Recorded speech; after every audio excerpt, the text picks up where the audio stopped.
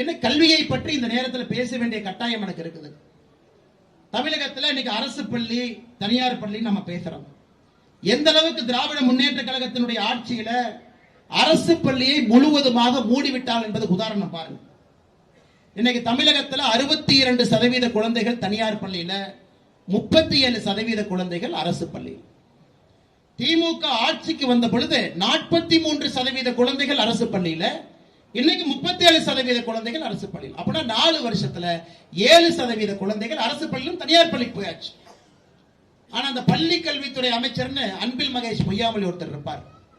அவர் வேலை உங்களுக்கு எங்க உதயநிதி ஸ்டாலின் போறாரோ அவருக்கு முன்னாடி ஒரு அறிக்கை லைட் எடுத்துட்டு போறது மட்டும்தான் இவர் வேலை. நான் சொல்றேன், யாரும் தவறா நினைச்சுக்கோங்க. இதெல்லாம் ஒரு பள்ளி கல்வி. ஐயா கக்கன் அவர்கள் இருந்த பொறுப்பு. காமராஜர் ஐயாவுடைய கேபினெட்ல, முதல் கேபினெட்ல கக்கன் ஐயா கல்வித்துறை அமைச்சராக கக்கன் ஐயா இருந்த பொறுப்பு. இன்னைக்கு எப்படிப்பட்ட மனிதர்கள் பெட்ரோமாக்ஸ் லைட் எடுத்துட்டு போறவங்க கல்வித்துறை அமைச்சரா இருக்கிறாங்க பாருங்க. இன்னைக்கு அரசு பள்ளியில 37% மாணவர்கள் மட்டும்தான், 62.1% இன்னைக்கு தனியார் பள்ளி. 7% திராவிட முன்னேற்ற கழக ஆட்சி வந்த பிறகு அரசு பள்ளியில் தனியார் பள்ளிக்கு போயிட்டான்.